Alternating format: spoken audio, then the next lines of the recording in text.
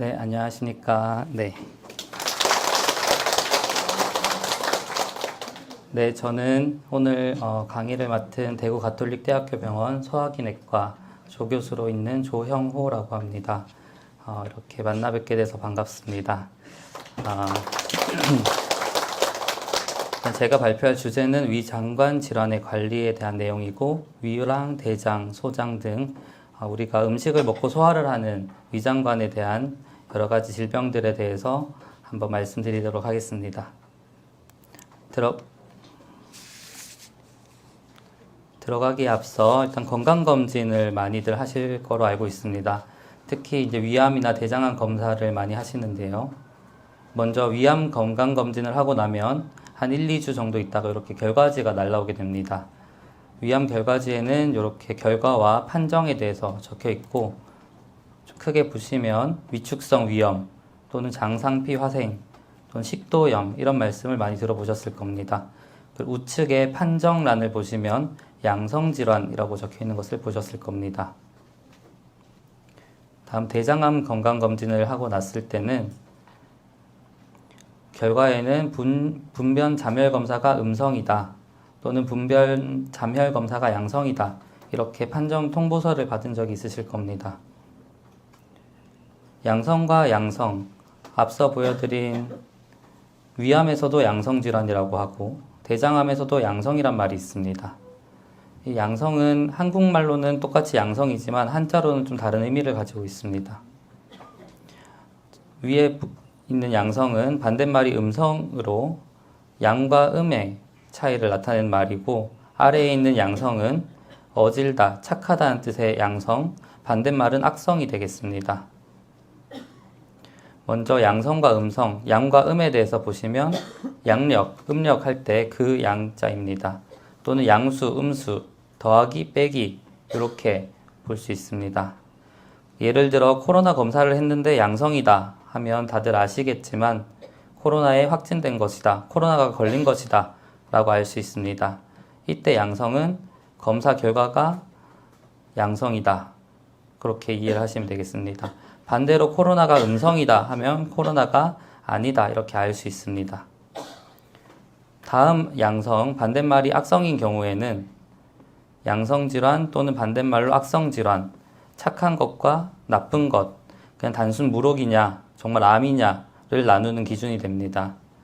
예를 들어 어떤 조직 검사를 했는데 양성으로 나왔다 한다는 것은 이것은 암이 아니다, 악성이 아니라는 뜻입니다. 반대로 조직 검사에서 악성이 나온다면 그건 이제 암이다 이렇게 생각할 수 있습니다. 앞서 보여드렸던 위암 건강검진 결과를 보시면 위축성 위염이나 장상피 화생, 식도염 같은 경우는 양성질환입니다. 양성질환이라는 것은 결국 암은 아니다 라는 뜻이 되겠습니다. 별거 아니다 이렇게 이해하시면 더 쉽겠습니다. 이런 결과지를 보셨을 때 크게 걱정 안 하시고 그냥 건강검진만 규칙적으로 하시면 되겠습니다. 다음 대장암 건강검진에서 분별 자멸 검사 음성 또는 양성이 나온 경우입니다. 분변 자멸이라고 해서 대변을 육안적으로 눈으로 봤을 때는 정상이지만 현미경으로 봤을 때 피가 섞여 있는지를 보는 게 분별 자멸 검사입니다. 숨어 있는 피가 있는지를 보는 검사고, 이 결과가 음성이라면 대변에 피가 섞여 있지 않다, 피가 없다 라는 뜻입니다. 반대로 분변 자멸 검사에서 양성이라는 것은 대변을 검사를 해보니까 혈액이 섞여 있다는 뜻입니다. 즉 분별 자멸 검사 음성인 것은 오히려 결과가 좋은 것이고, 양성인 것은 결과가 조금 나쁜 뜻입니다. 글씨가 작아서 잘 보이실지 모르겠지만 분별 자멸 검사 양성인 경우에는 밑에 설명이 되어 있습니다. 대변에서 혈액이 검출되는 뜻이기 때문에 반드시 대장 내시경 검사를 받아보시기 권유드리고 있습니다. 이렇듯 음성과 양성에 대해서 건강검진 하시고 결과를 보실 때 참고하시면 좋을 것 같습니다. 단순히 이 결과를 한 번 더 설명 듣기 위해서 이제 외래로 오시는 분들이 꽤 많이 있으십니다. 본격적으로 위장관 질환에 대해서 말씀드리겠습니다. 위장관 질환은 크게 상부 위장관, 하부 위장관으로 나누고 있습니다. 음식을 먹으면 식도를 지나 위를 지나 십이장까지 이어지는 이 부분을 상부위장관이라고 부르고, 십이장을 지나서 소장, 그리고 대장, 그리고 직장, 항문으로 이어지는 부분을 하부위장관이라고 부릅니다. 위장관 질환은 크게 두 가지로 나눌 수도 있는데요. 모양 자체가 위장관의 모양이 나쁜 경우와 위장관의 기능이 나쁜 경우로 나눌 수가 있겠습니다. 먼저 모양이 나쁜 경우는 위장이 헐어있는 궤양이나 혹이 생긴 선종 또는 용종 또는 암이 생기는 경우, 위장관의 모양 자체가 바뀌는 경우입니다. 반면 기능이 나쁜 경우는 위 내시경도 괜찮고 대장 내시경도 괜찮고 CT를 찍어도 괜찮은데 위장 운동 자체가 기능이 떨어져서 설사를 하거나 변비를 하거나 내시경 괜찮지만 난 배가 아프고, 그런 경우를 기능이 나쁜 경우입니다. 모양이 나쁜 경우는 치료가 비교적 궤양 약을 쓰고 선종을 자르고 용종을 떼고 암을 수술을 하면 되지만, 기능이 나쁜 경우는 오히려 검사 결과가 정상이라서 환자분들도 답답해 하시고 저희 입장에서도 좀 치료하기가 쉽지는 않습니다. 아까 말씀드린 대로 상부, 하부 위장관 질환이 있다면 먼저 상부 위장관 질환부터 말씀드리겠습니다. 상부 위장관 질환의 가장 흔한 위식도 역류 질환입니다. 역류성 식도염이라고 부르고, 비만이 늘고 음식을 먹는 식습관 자체가 이제 서구와 약간 서양을 따라가면서 점점 증가하고 있는 질환입니다. 이 노란 화살표를 보시면 이렇게 식도와 위의 경계가 있으면 이렇게 일자 형태로 역류성 식도염에 의해서 이제 식도가 약간 염증이 생긴 것을 알 수 있습니다. 이런 내시경에서 이 부분을 미란이라고 부르는데요. 미란이 생긴 경우를 역류성 식도염이라고 부릅니다. 하지만 내시경, 위내시경 검사를 해도 이런 미란 소견이 보이지 않는 정상 위식도라도 환자가 느끼는 증상에 따라서 산이 역류하거나 가슴이 쓰리고 따갑거나 목에 뭔가 걸린 느낌, 이물감이 있다면은 비미란성 역류 질환이라고 해서, 미란은 없지만 역류가 생기는 질환으로 해서 치료를 하는 게 좋습니다. 역류성 식도 질환은 위식도 역류 질환의 경우는 증상이 가장 중요합니다. 내시경에서 미란이 있든 미란이 없든 상관없이 내가 불편하다, 산의 역류, 가슴 쓰림, 목 이물감 등의 내가 불편한 증상이 있다면 약을 먹고 치료를 하는 게 좋습니다. 치료 방법은 위산 억제제라고 해서 보통 식전에 먹는 약이 있는데, 그 약을 한 달에서 2달 정도 복용을 하는 것이 일반적입니다. 한 달, 2달 복용하고 나서 증상이 좋아지고 없어지면 약을 그만 중단하시면 되지만, 약을 중단했을 때 또 증상은 재발하는 경우가 흔히 있습니다. 그래서 환자분들이 외래에서 약을 먹을 때는 괜찮은데 약만 끊었더니 또 불편하더라 라고 말씀하시는 분들이 굉장히 많습니다. 그래서 그런 경우에 증상이 재발되거나 계속 지속된다면은 약을 장기간 복용하는 것이 좋습니다. 위산분비 억제제 같은 경우는 그러니까 부작용이 거의 없는 비교적 안전한 약제이기 때문에 장기간 복용하셔도 큰 문제는 없으십니다. 관리에 대해서 좀 더 강의를 부탁하셔가지고 준비한 내용입니다. 위식도 역류 질환에 있어서 나쁜 습관입니다. 저보다 여기 계시는 분들이 더 잘 아시겠지만은 늦게 먹거나 야식을 먹거나 과식을 하거나 눕는 자세는 역류성 식도 질환에 좋지 않습니다. 이런 행동, 이런 습관들이 좋지 않다는 것은 누구나 알고 있을 겁니다. 하지만 그런 게 지키기가 쉽지 않다는 것이 좀 아쉬운 점인 것 같습니다. 늦은 식사를 한다는 것은 식사 후 3시간 이내에 누워서 수면을 하는 것을 말하고, 그런 것은 역류성 식도 질환에 좋지 않습니다. 음식을 너무 과식을 하게 되면 과식으로 인해서 위가 팽창하게 되고, 팽창한 위가 압력에 의해서 위에서부터 식도로 역류를 더 유발시킬 수 있기 때문에 나쁜 영향을 미칩니다. 눕는 자세는 자려면 어차피 누워야 되기 때문에, 하지만 눕더라도 상체를 비교적 높게 유지하거나 베개를 벤다든지 높은 베개를 벤다든지, 또는 그냥 나는 그래도 누워야겠다 하면은, 굳이 누워야겠다면 좌측으로 왼쪽으로 모로 눕는 것이 산 역류를 감소시키는 데는 조금 도움이 될 수 있겠습니다. 위식도 역류질환에 있어 나쁜 음식입니다. 이것도 나쁜 음식은 다 누가 봐도 나쁜 음식입니다. 담배, 술, 카페인, 커피를 말하는 거고요. 너무 신 과일이나 주스 또는 탄산음료, 그리고 초콜릿, 그리고 지방이 많은 고지방 음식이 있습니다. 당연히 술이나 커피, 탄산음료 같은 거 나쁘겠고, 과일 중에서는 너무 산성이 강한 신맛을 띠는 오렌지나 포도, 파인애플 등은 위식도 역류질환에는 나쁜 영향을 미치겠습니다. 콜라나 초콜릿 같은 식품도 나쁜 영향을 미친다고 되어 있고, 너무 지방이 많은 육류 또는 소시지 같은 이런 비가공식품도 나쁜 영향을 미치게 되겠습니다. 그렇다면 위식도 역류질환 좀 좋은 음식은 무엇인가 하시면 과일이나 지방이 적은 단백질이 좋겠습니다. 예를 들면 사과나 배, 바나나 이런 과일들이 되겠고, 우유를 먹더라도 저지방 우유나 요거트가 좋습니다. 그리고 이제 단순 육류보다는 닭고기나 생선이 좀 더 역류질환에는 좋은 음식이 되겠습니다. 다음 만성 위축성 위염입니다. 제일 첫 슬라이드에서 이제 건강검진 하면은 가장 많이 나오는 게 또 만성 위축성 위염입니다. 위는 보통 여기 위를 잘라서 현미경으로 보면은 점막층, 점막하층, 근육층, 장막층이라고 해서 이렇게 지층처럼 층층이 이루어져 있습니다. 그 중에 상피세포, 가장 표면에 있는 상피세포가 염증이 생겨서 얇아지는 것입니다. 위 점막이 얇아지기 때문에 위축된다 해서 위축성 위염이라고 부릅니다. 고령이랑 관련돼 있고요.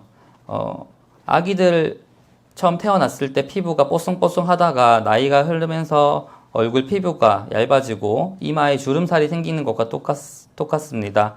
위장 같은 경우도 위장에 있는 피부가 나이가 들면서 점점 얇아지고 힘이 없어지는 것을 위축성 위염이라고 합니다. 여기서 말하는 위염은 우리가 흔히 말하는 코로나 감염 같은 그런 감염과는 다른 내용입니다. 그래서 간혹 환자분들이 만성 위축성 위염을 진단받고 항생제를 처방받기 위해서 외래를 오는 분들이 간혹 있으신데요. 여기서 말하는 염증은 단순히 점막이 얇아져서 염증 반응이 생겼다는 뜻이지 어떤 바이러스나 세균 같은 나쁜 것에 의해서 감염이 된 얘기는 아닙니다. 그래서 항생제 치료는 필요 없습니다. 또한 방금 말씀드렸다시피 이마에 주름살이 생긴 것처럼 위장에 주름살이 생긴 거기 때문에 치료도 꼭 필요하지 않습니다. 예뻐 보이기 위해서 미용적인 목적으로 주름을 피긴 하지만 위 안에 주름을 필 필요는 없습니다. 장상피화생입니다. 장상피화생은 위축성 위염이 조금 더 진행을 해서 위 조직이 장 점막의 형태로 약간 바뀌는 것을 말합니다. 만성 위축성 위염이랑 같은 원리로 고령, 나이와 관련되는 경우가 가장 많습니다. 마찬가지로 큰 병이 아니고 노화 현상의 일종이기 때문에 치료는 꼭 필요하지 않습니다. 건강검진에서 아까 위축성 위염, 장상피화생, 양성질환이라고 했고 별거 아니다 라고 말씀드렸던 것도 마찬가지 내용입니다. 그래서 위축성 위염이나 장상피화생 같은 경우는 꼭 치료를 할 필요는 없으십니다. 그럼 뭐가 중요하냐? 만성 위축성 위염과 장상피화생은 내시경도 중요하지만 조직검사를 좀 더 해보는 것도 중요할 수 있습니다. 물론 조직검사를 하려면 비용도 더 추가로 들고 피가 날 수도 있기 때문에 무조건 해야 되는 건 아니지만 조직검사를 해서 좀 더 정확하게 위축성 위염이나 장상피화생이 얼마나 심한지, 많이 심하지 않은지를 현미경으로 봐서 좀 더 확실하게 알 수는 있습니다.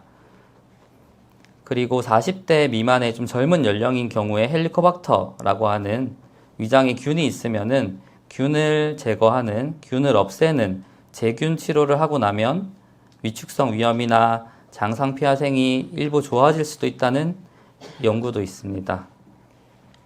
하지만 그것보다도 더 중요한 것은 만성 위축성 위염과 장상피화생이 내가 있다 하면 1년마다 위 내시경 검사를 하도록 권유드리고 있습니다.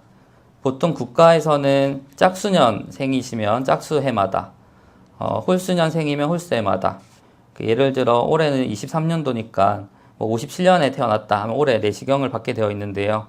2년마다 건강검진은 하지 말고 좀 더 짧게 1년마다 위내시경 검사를 하도록 이제 말씀을 드리고 있습니다. 그리고 건강검진을 하러 가면은 내시경 검사는 좀 어렵고 힘든 검사이기 때문에 좀 더 쉬운 위장 조영술이라고 해서 뭔가 이렇게 조영제를 마시고 엑스레이를 찍는 위장 조영술을 많이들 하시는데, 위장 조영술은 정확도가 매우 떨어지는 검사이기 때문에 어차피 같은 가격이고 뭐 그렇게까지 내시경 검사가 두렵지 않으시다면 위장 조영술보다는 위 내시경을 받으시기를 말씀드리고 싶습니다. 네. 다음은 위궤양과 십이지장 궤양입니다. 아까 위축성 위염이나 장상피 화생이랑은 다르게 이렇게 장에 노랗게 하얗게 헐어 있는 경우를 말합니다. 보통 우리가 잇몸에 입병이 나면 하얗게 헐어가지고 뭔가 물만 마셔도 조금 음식만 먹어도 굉장히 따가운 그런 게 이제 위장에 또는 십이지장에 생기는 경우를 궤양이라고 말합니다. 이런 궤양이 생기면 증상이 하나도 없어도 아프지 않더라도 치료를 받으셔야 됩니다. 이런 위궤양, 십이지장 궤양이 생기는 원인은 약제, 먹는 약, 특히 소염 진통제, 어르신분들이 많이 드시는 뭐 무릎 관절약이라든지 그런 약들에 의해서 주로 잘 생길 수가 있고, 또는 헬리코박터 균이 있으면 또 잘 생길 수가 있습니다. 이런 경우에는 이 궤양을 낫게 하기 위해서 이런 약들을 끊거나 또는 위산 분비 억제제를 한 달 반에서 2달 정도, 6주에서 8주 정도 드셔야 합니다. 약을 다 먹은 다음에는 이렇게 노랗게 헐어있던 병이 좀 아물었는지 보기 위해서 다시 위내시경 검사를 해보는 게 좋습니다. 그리고 검사에서 헬리코박터 균이 있다면은 그 균을 제거하는 제균 치료라는 치료를 받으시는 것도 필요하겠습니다. 또 이런 위궤양 같은 경우는 초기 위암이 이렇게 나타날 수도 있기 때문에 꼭 조직 검사를 하는 게 좋겠습니다. 다음으로는 위선종입니다. 내시경 건강검진을 받으시고 위선종이 있다고 외래로 오시는 분들이 참 많습니다. 이 위선종이라는 것은 위에 생긴 쉽게 말하면 용종 같은 겁니다. 위 점막에 이형성, 뭔가 이상한 세포가 생겨서 종양화 변화, 말이 어려운데 위 점막 세포가 단순히 위축성 위염처럼 노화 현상에 의해서 얇아지는 게 아니라 울룩불룩하게 변하는 걸 말합니다. 울룩불룩하게 변하다가는 점점 더 커지면 위암이 될 수도 있는 위암의 전 단계가 되겠습니다. 물론 모든 위선종이 위암으로 변하고 진행하는 건 아니지만 위암으로 변할 수 있기 때문에 치료로 이렇게 잘라주는 것을 권장하고 있습니다. 크게는 저도선종, 고도선종이라고 해서 등급이 높은 고, 등급이 낮은 저 해서 고도, 저도 선종으로 크게 나눌 수 있고, 특히 고도, 등급이 높은 선종일수록 위암에 가까워지고 있다는 뜻이기 때문에 꼭 제거하는 것이 좋습니다. 치료 방법은 뒤에 또 따로 말씀드릴 예정입니다. 다음 상부위장관 질환 중 위암입니다. 위암은 여러 가지 암 중에서 가장 발생이 많은, 특히 서양보다 동양 중에서도 일본이나 한국에서 많은 암입니다. 그리고 여성보다는 남성에서 약 2배 정도, 100명의 환자가 있다면 한 70명은 남성입니다. 30명이 여성이고, 남성 암 중에선 1위, 여성 암 중에선 약 4위 정도 됩니다. 위암은 크게 조기 위암이라고 해서 초기 그리고 진행성 위암 크게 두 가지로 나눌 수가 있고, 이 동그란 암세포가 앞서 말씀드린 여러 가지 위장의 4개의 층 중에서 가장 표면에 있는 점막층에만 있는 경우를 조기 위암, 즉 뿌리가 얕은 암을 말합니다. 반면 진행성 위암 같은 경우는 이 암의 뿌리를 자꾸 깊게 내려서 땅을 파고 들어가서 점막층, 점막 하층, 고유 근층까지 깊게 자라난 뿌리가 깊은 암을 말합니다. 조기 위암 같은 경우는 뿌리가 안 깊기 때문에 이런 식으로 잘라낼 수가 있습니다. 내시경으로. 하지만 진행성 위암은 수술적 치료를 해야 합니다. 조기암, 국소위암 2기나 3기 또는 진행성 암으로 4기가 될 수 있는데, 조기암인 1기의 경우에는 큰 수술을 하지 않고 내시경으로만 잘라내는 내시경 절제술을 할 수 있습니다. 하지만 2기나 3기가 되면 외과적으로 복강경이나 배를 열고 위를 잘라내는 수술을 해야 되고, 그보다 더 진행한 4기의 경우에는 수술도 하기 힘들기 때문에 항암 약물 치료, 주사 치료를 해야 되거나 방사선 치료를 고려할 수도 있습니다. 다음은 헬리코박터라는 균입니다. 헬리코박터라는 균은 이렇게 위 안에 살고 있는, 이렇게 생겼다고 알고 계시면 되겠습니다. 위장에는 위산이 나와서 굉장히 독한 상태인데도 그 독한 위산을 견디는 굉장히 독한 균이라고 생각하시면 되겠습니다. 우리나라 국민의 약 50%에서 양성으로 나온다고 알려져 있고, 같이 사는 가족 간에 잘 옮기지는 않는다고 알려져 있습니다. 헬리코박터균이 있는지 없는지 어떻게 아느냐? 검사 방법에는 내시경을 통한 검사, CLO라고 하는 검사 또는 조직 검사를 통해 알 수 있고, 또는 요소기 검사, 대변 검사, 혈액 검사 이런 검사들이 있습니다. 그중 가장 일반적으로 사용하는 검사는 첫 번째 내시경을 통한 조직 검사 또는 CLO 검사가 되겠습니다. 내시경 검사를 받을 때 나는 헬리코박터균이 있는지 없는지 너무 궁금하다 말씀하고 내시경을 하게 되면 검사하시는 선생님께서 이런 검사들을 추가로 해주실 수 있겠고, 내가 만약 헬리코박터균이 있는지 없는지 궁금하지 않다 따로 말씀을 안 하시면은 CLO 검사나 조직 검사도 다 돈이 드는 검사이기 때문에 의사가 마음대로 검사를 하지는 않습니다. 헬리코박터균이 있는 경우에 양성이다, 균이 있는 양성일 경우에는 위암이나 위궤양이 생길 수도 있기 때문에 꼭 균을 제거하는 제균 치료를 받는 게 좋습니다. 제균 치료는 어떻게 하냐? 먼저 궤양이 있거나 위암이 있거나 이런 경우에는 우리나라 국가에서 급여, 비용을 어느 정도 보조를 해줍니다. 하지만 제일 처음 말씀드렸던 만성 위축성 위염이나 장상폐하증 같이 별거 아닌 큰 문제가 없는 이런 질환에서 헬리코박터균이 있어서 약을 먹겠다고 하면은 국가에서 도와주진 않습니다. 본인 부담으로 100% 본인 부담으로 약 5만 원에서 6만 원 정도 드는 약값을 부담해야 됩니다. 약은 1차, 2차, 3차, 4차 단계별로 있고요. 가장 처음은 1차 치료를 먼저 하게 됩니다. 단계가 올라갈수록 약간 독한 약이 될 수가 있고 더 센 약이라고 생각하시면 이해하시면 크게 무방할 것 같습니다. 1차 요법으로 1단계로 삼재요법이나 순차요법, 동시요법과 같은 약제들을 먹을 수 있고, 보통은 한 열흘에서 2주 정도 약을 드시게 됩니다. 2차 요법도 마찬가지로 약을 3개가 아니라 4가지 약을 쓰는 4재요법이 되겠고, 보통은 한 2주 정도 복용을 하게 됩니다. 요즘은 그래도 기술이 좋아져서 항생제 내성 검사를 먼저 하기도 합니다. 여기 적혀 있는 것은 클라리스로마이신 내성 검사라고 해서 헬리코박터균이 좀 독한 균인지 독하지 않은 좀 약한 균인지 먼저 내성 검사를 해서 이 내성 검사 결과에 따라서 약을 선택하기도 합니다. 그 헬리코박터균은 약제 부작용을 또 염두에 두어야 하는데요. 헬리코박터균은 3제, 4제 말씀드린 것처럼 여러 가지 항생제를 동시에 먹어야 되기 때문에 부작용으로 설사나 메스껍거나 좀 기운이 없는 무기력감을 느낄 수가 있습니다. 하지만 보통 외래에서는 아까 말씀드렸다시피 약을 한 열흘 내지는 한 2주 정도만, 길어도 보름 정도만 드시면 되기 때문에 보름 정도 설사하거나 메스껍더라도 약을 좀 잘 챙겨 드시라고 말씀을 드리곤 있습니다. 다음은 기능성 소화불량증입니다. 지금까지 말씀드렸던 거는 위장의 모양이 바뀐 것들이고, 지금 말씀드리는 건 위장의 기능이 떨어지는 겁니다. 환자분들이 늘 말씀하시는 나는 소화도 안 되고 배도 계속 아픈데 내시경을 아무리 해도 CT 검사를 해도 이상이 없다더라 말씀을 많이 하십니다. 크게 두 가지로 구분할 수 있고, 명치 통증 증후군, 말 그대로 명치가 아픈 증상을 호소합니다.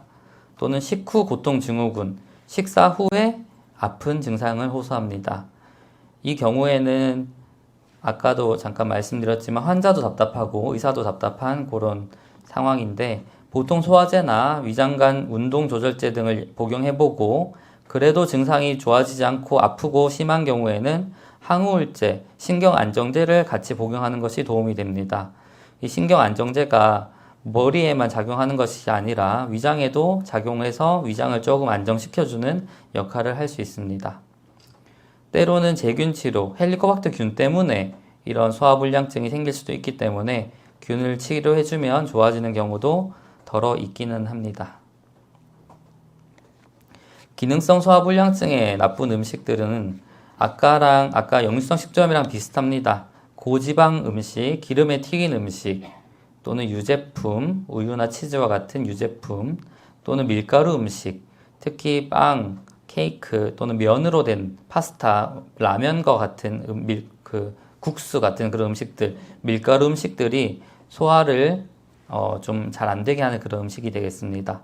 그리고 이렇게 매운 음식들 또는 신과일이나 과일 주스 또는 채소류 등이 좀 안 좋을 수가 있고, 커피나 술, 탄산음료 마찬가지로 기능성 소화불량증에는 나쁜 음식이 되겠습니다.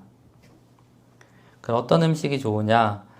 기능성 소화불량증을 호소하는 많은 환자분들이 있는데 흰 쌀밥을 먹으라고 많이 말씀을 드립니다. 잡곡밥을 아예 건강을 위해서 먹는 잡곡밥보다는 차라리 흰 쌀로만 밥을 해서 드시라고 말씀을 많이 드립니다.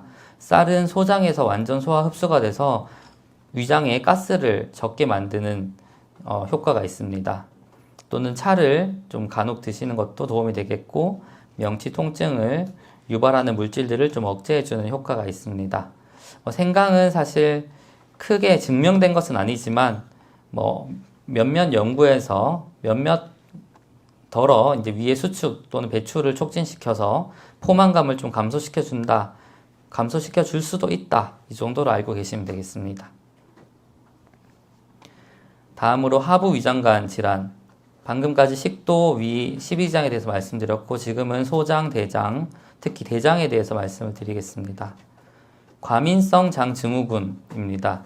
배가 불편하고 아프고 설사를 하고 변비도 하고, 하지만 내시경 검사를 하거나 CT 검사엔 이상이 없는 경우 대장의 기능이 약해지는 과민성 장증후군이 되겠습니다. 이 질환도 마찬가지로 기능이 문제가 되는 질환입니다.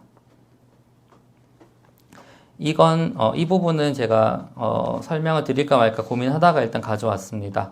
과민성 장증후군의 진단 기준은 복부 불편감이나 복통이라는 이런 증상들이 6개월입니다. 한 반년 동안 지속되는 경우, 지난 3개월 동안 최소 한 달에 3번 이상은 아픈 경우, 이런 복부 불편감이나 복통이라는 증상이 대변을 보고 나면 좀 완화되거나 배변 횟수가 변하거나, 예를 들어 하루에 3번, 4번 화장실 가거나, 또는 4일, 5일 동안 오히려 화장실을 못 가거나, 또는 대변 모양이나 굵기, 변의 딱딱한 정도가 변하는 경우를 말합니다.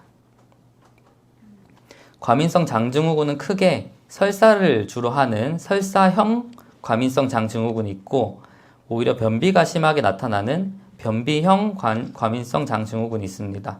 때로는 나는 어떨 때는 설사를 하고 또 어떨 때는 변비가 걸린다, 이렇게 하는 설사와 변비가 번갈아 가는 혼합형 과민성 장증후군도 있습니다. 이런 과민성 장증후군의 치료는 시기 조절 중에 낮은 포드맵 시기라는 시기가 있고, 적절한 신체 활동이나 위장약, 유산균, 신경 안정제, 우울제 등을 복용하는 방법이 있습니다. 이 시기에 대해서 더 말씀드리도록 하겠습니다. 포드맵 음식이라 FODMAP. 포드맵 음식이라는 것은 탄수화물의 일종으로 장에서 잘 흡수가 되지 않고 남아서 장에서 발효가 되는 그런 성분들을 말합니다. 장에서 잘 흡수가 되지 않고 남는다, 즉 소화가 잘 안 된다는 뜻입니다. 그래서 포드맵 음식이라는 것은 소화가 안 되는 음식이다. 그래서 앞서 말씀드린 것처럼 낮은 포드맵 시기를 적게 할수록 과민성 장증후군에는 도움이 되겠습니다. 포드맵 음식에는 F, 발효당, O, 올리고당, D, 이당류, 단당류 또는 당알코올 이렇게 이걸 약자를 써서 외국에서 이제 포드맵 불러서 국내에서도 같은 이름으로 부르고 있습니다. 복통이나 가스, 설사, 복부 팽만 등의 증상을 유발시킬 수 있습니다. 포드맵 음식에는 어떤 것들이 있냐? 글자가 좀 작아서 잘 안 보이실 텐데요. 뒤에 또 한 번 더 나오기는 합니다. 포드맵이 많이 함유된 음식들은 잡곡이나 보리, 강낭콩, 우유, 치즈, 사과, 배, 복숭아, 양배추, 마늘, 양파, 브로콜리, 커피, 탄산음료 등이 있고, 이런 음식들은 우측에 있는, 오른쪽에 있는 이런 음식들은 과민성 장증후군 환자에게는 별로 좋지 않은 음식이 되겠습니다. 반면에 포드맵이 적게 함유되어 있는 쌀밥, 감자나 쌀국수 또는 콩, 완두콩이나 두부, 유당을 제거한 우유, 바나나 또는 호박, 시금치 이런 것들은 포드맵이 적게 함량된 음식이라서 과민성 장증후군 환자에겐 도움이 되겠습니다. 하지만 사실 건강한 사람 같은 경우는 모든 음식을 골고루 먹는 것이 당연히 좋고, 과민성 장증후군 환자가 아닌 경우에는 굳이 낮은 포드맵 시기를 하는 것을 권장되지는 않습니다. 나는 설사도 없고 변비도 없는데 굳이 포드맵 음식을 피할 필요는 없다는 말씀입니다. 다시 말씀드리면 과민성 장증후군의 나쁜 음식은 고지방식이나 유제품, 포드맵 음식이 되겠습니다. 저지방 우유나 요거트, 사과, 배, 수박, 멜론, 양배추, 양파, 브로콜리. 근데 이거 다 외우고 다닐 수도 없습니다, 사실.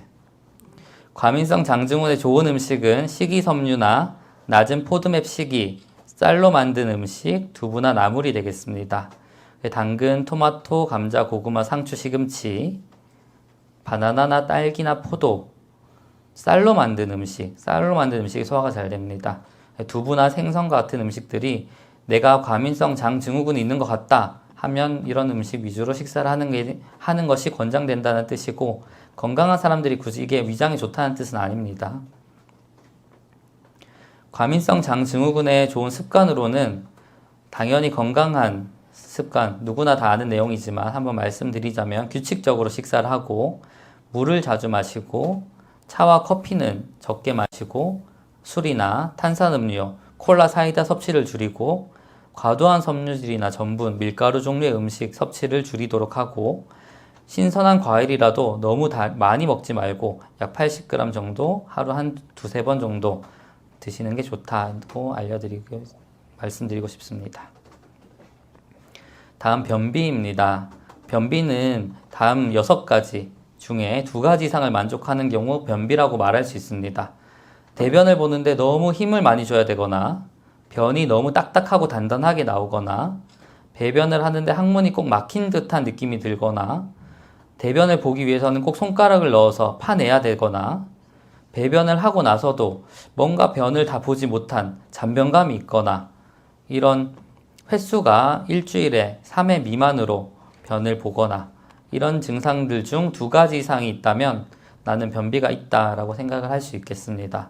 특히 변비약을 복용 없이는 변이 물러지지 않고 딱딱한 경우도 마찬가지겠고, 앞서 말씀드린 과민성 장증후군이 아닌 경우에 또 변비로 알 수 있겠습니다. 변비는 크게 원발성 변비, 2차성 변비라고 나눌 수 있습니다. 무슨 말이냐 하면 2차성 변비에 대장암, 당뇨, 갑상선 기능 저하증, 근육증, 신경계 질환, 또 약재, 대장암이 생겨서 변비가 생기는 경우, 당뇨병이 있어서 변비가 생기는 경우, 갑상선이 안 좋아서 변비가 생기는 경우, 근육이나 신경이 안 좋아서 변비가 생기는 경우가 있습니다. 즉, 대장의 기능은 상관없지만 다른 병에 의해서, 뭔가 다른 원인에 의해서 변비가 생기는 것을 2차성 변비라고 하고, 원발성이라는 것은 대변을 보는 대장 자체에 문제가 있는 것을 말합니다. 크게 서행성 변비나 배변 장애형 변비가 있고, 서행성이란 말은 대변이 장을 통과하면서 이렇게 지나가는 시간이 남들은 2-3시간이면 지나갈 것을 6시간, 7시간, 하루가 넘게 걸리는 서행성, 너무 변이 천천히 움직여서 생기는 변비가 있고, 배변 장애형 변비라는 것은 항문 괄약근 쪽에 힘이나 이런 근육적인 문제로 인해서 변은 잘 만들어지고 잘 움직이지만 변 누는 것 자체가, 항문에 힘주는 것 자체가 어려워하는 분들이 있습니다. 대변 모양을 이렇게 나눠서 분류를 하고 있습니다. 가장 위에 보시는 1번 모양은 땅콩같이 딱딱하다, 흔히 토끼똥 같다 라고 말하는 이런 변을 말하고, 그 다음 2번, 3번, 4번은 약간 소시지 모양 길쭉하게 나오지만 약간 덩어리져 있는 경우, 또는 약간 갈라지는 것 같은 느낌, 또는 4번이 정상적인 대변인데 바나나 같은 정상적인 대변, 또는 약간 물음변, 또는 이제 뭐 건더기가 있는 그런 대변, 아니면 완전 물똥을 이렇게 단계별로 7단계로 나누고 있습니다. 그 중에 1번, 2번, 3번, 1번, 2번, 3번을 변비라고 보통 부릅니다. 특히 1번에 가까울수록, 토끼똥처럼 나오는 게 가까울수록 장의 운동이 느려진 것을 의미합니다.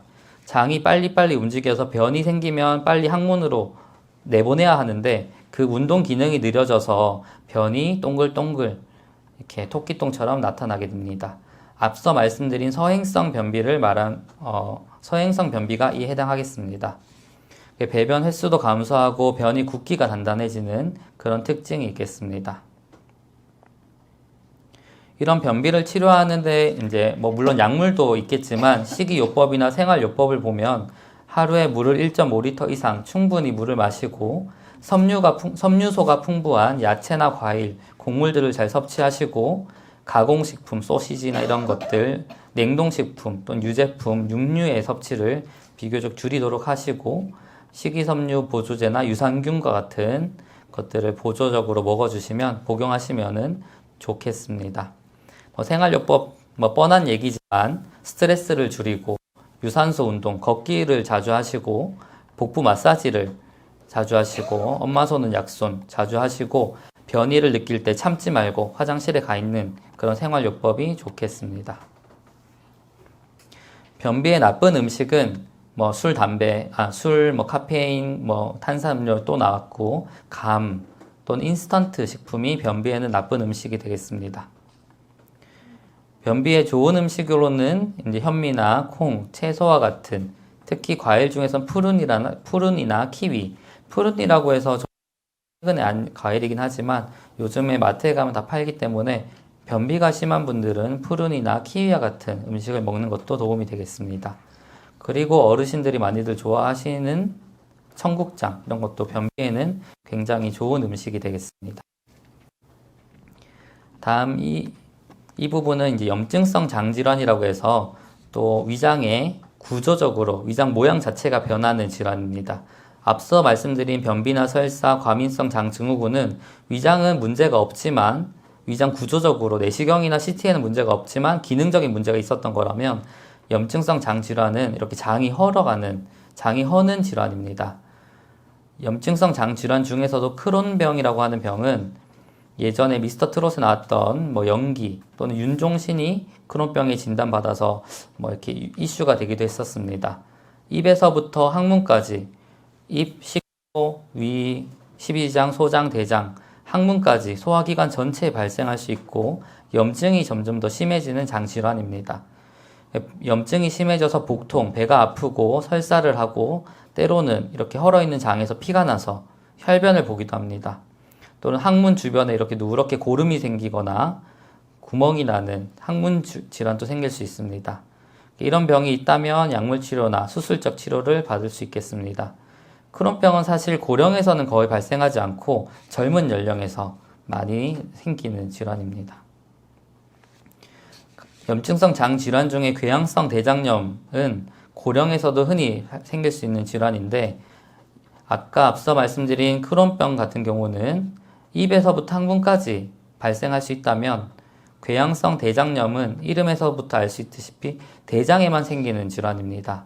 항문에서부터 직장에서부터 시작해서 직장, 점점 더 올라가는 1단계, 2단계, 3단계로 나눠서 직장염, 좌측 대장염, 광범위, 대장 전체를 다 침범하는 광범위 대장염으로 나눌 수 있습니다. 이 병변 부위가 점점점 타고 올라가서 이어지는 것이 가장 큰 특징이고 증상은 앞서 말씀드린 크론병이랑 궤양성 대장염은 비슷합니다. 장이 헐어서 피가 날 수 있고 대변이 끈적끈적 점액변이 나올 수 있고 설사를 할 수 있습니다. 치료로는 약물적 치료나 대장 자체를 잘라내는 염증이 심한 대장을 다 잘라버리는 수술적인 치료를 할 수 있습니다. 다음은 허혈성 대장염입니다. 허혈성 심질환이라고 간혹 들어보셨을 수 있습니다. 심근경색, 심장에 피가 덜 가서 생기는 허혈성 심질환처럼 심근경색처럼 대장에 피가 가지 않아서 발생하는 허혈성 대장염이라는 것이 있습니다. 갑작스러운 복통, 배가 하나도 안 아프다가 갑자기 발생하는 복통 또는 혈변으로 병원에 많이 오십니다. 대장에 피가 잘 가지 못해서 대장에 괴사, 염증이 생기는 대장이 헐게 되는 질환입니다. 노인에서 많이 발생을 하고 호발 부위는 직장, 항문 주변이나 여기 구불창자 접합부, 비만 곡부라고 해서 이런 부분에 잘 생깁니다. 여기나 여기 보라색 부분에 잘 생기는 이유는 빨간 부분이 혈관인데요. 혈관에서 이렇게 나뭇가지처럼 대장에 피를 공급해주는 혈관들이 있습니다. 대장에는 많은 혈관들이 있는데 하필 여기와 여기는 혈관들이 약합니다. 특히 혈관들이 약하다 보니까 피가 덜 가게 되고 심근경색처럼 대장에 경색이 오는 허혈성 대장염이 생길 수 있습니다. 하지만 이렇게 피가 덜 가는 허혈성 대장염은 대부분은 자연적으로 저절로 좋아집니다. 하지만 일부 몇몇 환자에서는 대장이 아예 썩어버리거나 구멍이 나거나 그런 문제가 있어서 또 장을 잘라내는 수술을 하는 경우도 있습니다. 갑작스러운 보통과 혈변이 있으면 빨리 병원에 오셔야 되겠습니다. 다음은 위막성 대장염, 항생제 연관장염이라고도 부릅니다. 요즘 들어 좀 증가하는 추세가 있고 항생제를 많이 먹으면 항생제만 먹으면 설사한다 이런 분들이 꽤 있습니다. 항생제로 인한 장염이 매년 늘고 있다. 전국 17개 대학병원과 대한장염과학회에서 역학조사를 했다. 그러니까 항생제가 내 몸에 어떤 폐렴이면 폐렴, 염증만 치료를 해주면 좋겠지만 이 항생제가 대장에 살고 있는 정상세균, 대장에 원래 잘 살고 있는 친구들을 파괴해서 감염을 일으키는 겁니다. 특히 이런 세팔로스포린 또는 퀴놀론 이런 약제들이 항생제 이름인데요. 이런 항생제들이 주 원인이 되겠고 특히 65세 이상의 고령 또는 오랜 기간 입원을 해 있는 특히 요양병원에 장기간 입원해 있는 어르신들 또는 악성 종양 암 환자분들 또는 면역 억제제 이런 투여를 받는 류마티스 환자분들이 특히 주의할 필요가 있겠습니다.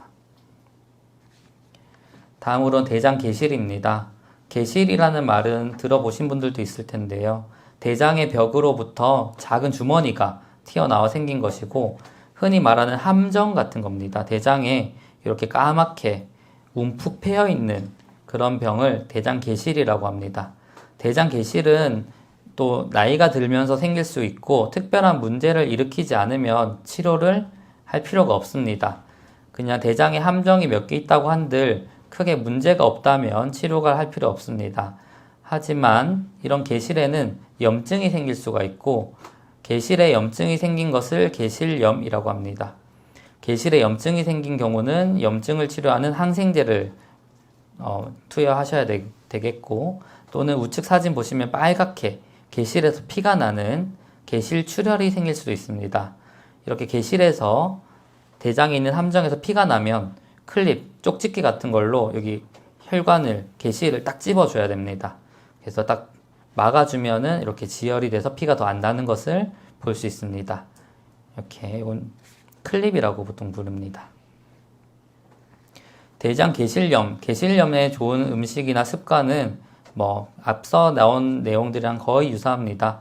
섬유가 많은 고섬유식이가 개실의 염증이나 출혈의 위험을 감소시켜주고 백미보다는 현미로 먹는 것이 개실염에 좀 좋다고 알려져 있습니다.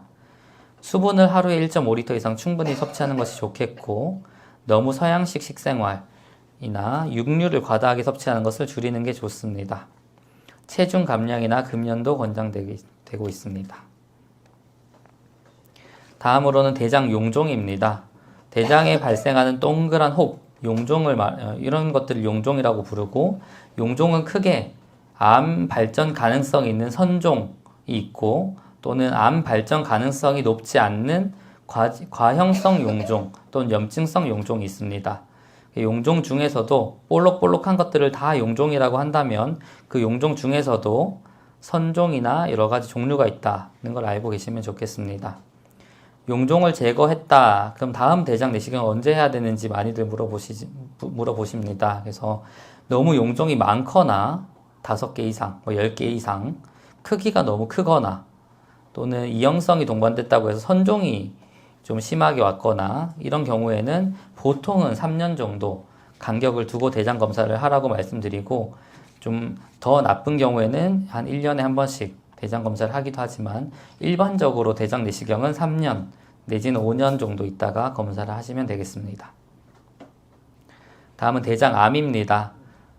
지금 이렇게 대장에 혹이 생긴 대장암 사진이고요. 초기 대장암에는 증상이 하나도 없습니다. 하지만 암이 진행돼서 대장암이 진행을 하게 되면 배가 아프거나 설사, 변비 또는 변이 가늘어진다. 변이 바나나처럼 나오지 않고 가늘게 나온다고 말씀하시는 경우가 많습니다. 또는 이 대장암 세포에서 피가 나서 출혈이 생길 수 있고 빨간, 붉은 대변이나 짜장처럼 검은 대변을 보기도 합니다. 당연히 피가 나니 빈혈 증상을 호소하기도 하시고 심한 경우에는 배에서 뭔가 덩어리가 만져진다고 말씀하시는 분들도 있습니다. 가장 좋은 진단은 대장 내시경이고 대변 검사나 복부 CT도 같이 도움이 되겠습니다. 현재 대한민국 우리나라에서는 50세 이상 3년에서 5년마다 대장 내시경을 권유하고 있고 하지만 비용적인 문제로 지금은 많은 어르신들이 대변 검사를 정기적으로 받고 계십니다. 대변을 받아서 현미경으로 보는 아까 처음 말씀드렸던 대변 잠열 검사라고 해서 그 검사를 먼저 받고 대변 검사에서 피가 섞여 있다 하면 대장 내시경을 하는 방식인데 현재 국가 의료보험공단과 이제 대한장연구학회 저희 소화기내과 이제 대장 내시경을 건강검진으로 하는 것을 추진 중에 있긴 있습니다. 추후 몇 년 안에는 바뀔 것이라고 예상은 하고 있습니다. 그렇게 되면 대변 검사가 아니라 바로 대장 내시경을 이제 건강검진으로 위랑 대장을 같이 할 수 있는 그런 날이 올 수도 있을 것 같습니다. 대장암이 진단되면 치료로는 내시경 치료를 하거나 수술 또는 항암 치료, 방사선 치료 등을 할 수 있겠습니다. 대장암의 나쁜 음식은 다 비슷한 내용이지만 붉은색 육류나 가공육, 고온에 조리하는 소, 돼지, 양고기 같은 육류 또는 햄이나 소시지, 베이컨과 같은 가공식품 또는 기름, 포화지방과 콜레스테롤이 많은 삼겹살, 간, 곱창과 같은 음식.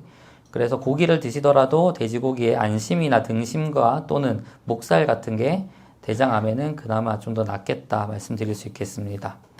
당연히 과도한 음주, 술을 많이 드시는 것은 대장암 위험을 60% 이상 증가시킨다는 그런 연구도 있습니다.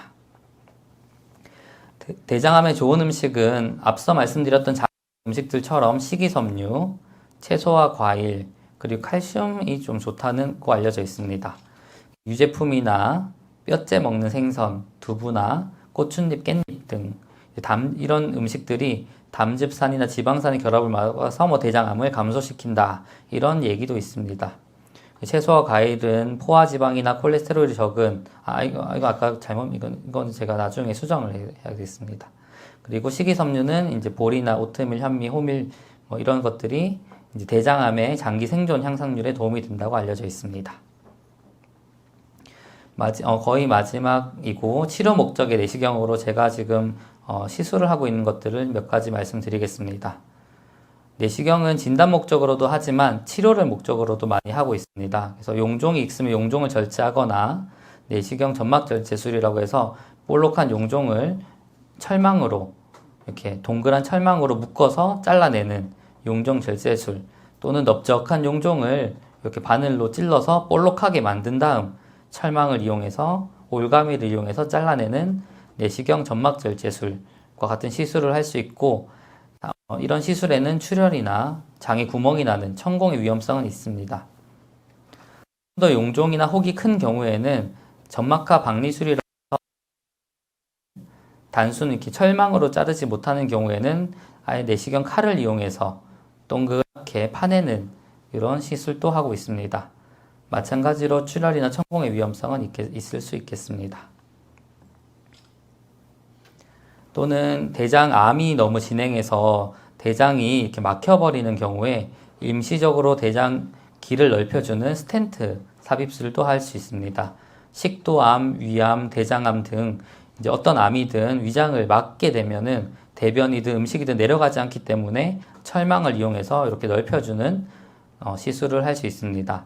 마치 우리 협심증, 심근경색에서 심장혈관에 스텐트를 넣는 거랑 같은 방식이라고 생각하시면 되겠습니다. 사진으로 보여드리면 위선종이나 위암이 있는 경우에 내시경 점막하 박리술이라고 해서 이렇게 보이는 약간 불그스름한 이 병변을 이렇게 하얗게 점을 찍어서 테두리를 먼저 표시를 하고 파란 지혈제를 먼저 주사를 해서 불룩하게 만듭니다. 파란 지혈제 주사를 하면 좀 더 이렇게 병변이 선종이 좀 더 선명하게 보이게 되겠고 길쭉한 칼을 이용해서 이렇게 테두리부터 파내는, 잘라내는, 덜어내는 시술입니다. 이 파란 흉터는 이제 선종이 잘려나간 자리고 요 위에 잠깐 짧게 보이신 여기는 잘려나간 혹이 되겠습니다. 이 혹을 내시경을 이용해서 몸 밖으로 꺼내고 나면 이렇게 동그랗게 이렇게 잘라낸 것을 확인할 수 있습니다. 대장 용종 절제술이나 점막 절제술은 여기 작게 보이시는 이런 용종들을 아까 말씀드린 철망으로 묶어서 잘라내는 시술이 되겠고 또는 좀 큰 경우에는 파랗게 주사를 해서 볼록하게 만든 다음에 마찬가지로 철망을 이용해서 이런 동그란 용종을 딱둑 잘라서 이렇게 잘라내는 시술이 되겠습니다. 잘린 용종은 여기 이렇게 멀리 갔습니다. 또는 대장암 같은 경우도 앞서 말씀드린 것처럼 이렇게 커다란 혹이 있으면 이런 기구를 이용해서 내시경 칼을 이용해서 이렇게 테두리부터 차근차근 잘라내서 이렇게 볼록한 혹이 있던 자리에 이렇게 흉터만 남도록 잘라내는 시술이 있고 이 잘라낸 혹을 몸 밖으로 꺼내면은 이런 모양으로 관찰할 수 있습니다. 거의 마지막 슬라이드가 되겠고 내시경 스텐트 같은 경우는 대장암이 너무 자라서 이렇게 터널처럼 길쭉하게 뚫려져 있어야 될 장이 완전 막혀서 통과가 되지 않는 상태입니다. 그럼 당연히 가스도 차고 대변을 못 보기 때문에 변비도 생기는데 그쪽으로 이렇게 노랗게 관을 넣어서 펼쳐주면 이렇게 철망으로 이렇게 펼쳐지면서 점점 이 좁아진 부분이 넓혀지게 되겠습니다. 이제 아래도 마찬가지로 이렇게 좁아진 부분이 있었고 이렇게 철망을 넣어서 펼쳐주면 여기선 거의 보이지 않던 이 작은 구멍이 살짝 넓어진 것을 볼 수 있습니다. 이 철망은 조금씩 더 펼쳐져서 대변이라든지 이런 것들을 조금 더 원활하게 볼 수 있도록 도와주는 역할을 하게 됩니다. 네, 정말 마지막이고 제가 지금까지 말씀드렸던 음식이라든지 뭐 생활 습관 뭐 등등 그런 내용들은 저희가 같이 전국 소화기내과 교수님들께서 모여있는 대한장년과학회 또는 대한소화기 기능성 질환 운동학회 이런 홈페이지에 들어가시면 다 무료로 다 다운받아 볼 수 있습니다. 또는 뭐 유튜브, 시민건강놀이터도 유튜브지만 장건강톡톡이라고 하는 대한장년과학회에서 하고 있는 이런 유튜브 채널에 들어가시면 또 건강에 관한 위장관 질환에 대한 많은 정보들이 있으니까 이런 데도 한 번쯤 알고 계시면 좋을 것 같아서 마지막으로 준비하였습니다. 좀 이름이 어렵습니다. 기능질환, 운동학회 한 번쯤 참고해 주시기 바라고요. 제가 준비한 영상은 여기까지고 잠시 후 실시간 채팅으로 올라온 Q&A 일단 답변 이어지도록 하겠습니다.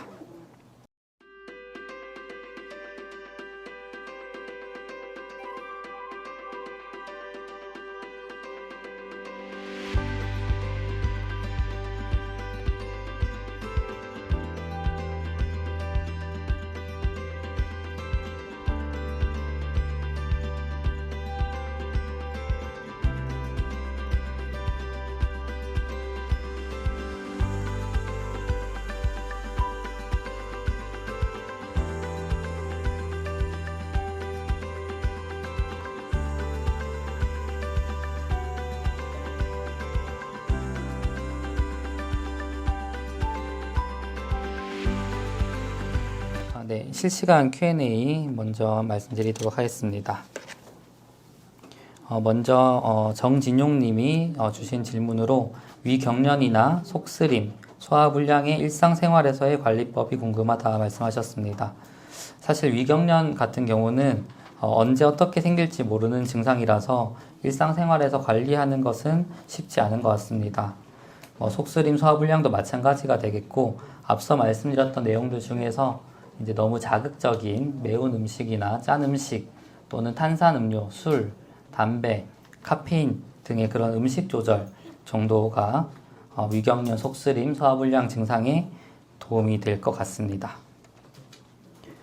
그리고 두 번째 질문으로 아모르파티님께서 헬리코박터균이 검사 결과에서 나왔다. 대가족이 같이 살고 있어서 걱정이 된다. 가족들에게 옮기지는 않을까요? 라고 질문 주셨습니다. 잠깐 말씀드렸지만 헬리코박터균은 가족 간에 아주 쉽게 전염되는 그런 균은 아닙니다. 특히 우리나라는 이제 국물을 같이 이렇게 떠먹는 그런 그런 식사 습관이 있기는 한데요. 헬리코박터균은 뜨거운 음식에는 약한 그런 특징이 또 있습니다. 그래서 물론 뜨거운 국물을 개인 접시에 따로따로 드시는 게 가장 좋겠지만 대가족이 같이 살고 있다고 해서 너무 걱정을 하진 않으셔도 될 것 같습니다. 그리고 오미자님께서 제균요법으로 헬리코박터균을 다 없애려면 어느 정도 기간 약을 먹어야 하는지 궁금합니다. 라고 질문을 주셨습니다. 제균 치료는 1차, 2차, 3차, 이렇게 4차 여러 가지 단계별로 있고 보통 일반적으로는 14일, 2주 동안 약을 드셔야 합니다. 물론 이제 용법에 따라서 처방하는 의사에 따라서 이제 열흘 정도 먹는 경우도 있지만 보통은 2주 정도 약을 드시고 한 달 정도 휴식기를 가지고 검사를 해서 균이 다 죽었는지 아직 살아있는지 확인을 해야 되겠습니다. 보통 제균 치료 약을 먹었을 때 균이 다 박멸되는 확률적인 퍼센트는 한 70에서 80% 정도는 됩니다. 다음 네 번째 질문으로 윤슬님이 질문 주셨습니다. 역류성 식도염은 완치가 어려운 것으로 알고 있습니다. 특히 아침이 괴롭다. 밤에 잘 때 오른쪽으로 돌려 누워서 자면 도움이 된다는 얘기를 들었는데 맞는 얘기인가요? 아까 제가 잠깐 말씀드렸지만 주무실 때는 좌측으로 누워 자는 것이 조금 더 도움이 되겠습니다. 그 이유는 위장이 이렇게 식도를 지나가서 그러니까 왼쪽을 타고 이렇게 오른쪽으로 이렇게 치우쳐 있는 그 방향성이 있기 때문에 왼쪽으로 돌아 누워서 주무시면은 조금 더 야간 증상 또는 새벽에 아침에 괴로운 증상이 조금은 좋아질 수 있고, 그런 자세나 습관으로 교정이 잘 되지 않는다면은 주무시기 전에 이제 위장약을 한 가지 정도 더 추가해서 먹는 것도 큰 도움이 된다고 알려져 있습니다. 네. 일단 이것으로 그러면은 오늘 4회차 시민 건강 강좌를 모두 마치도록 하겠습니다. 경청해 주셔서 감사합니다. 네.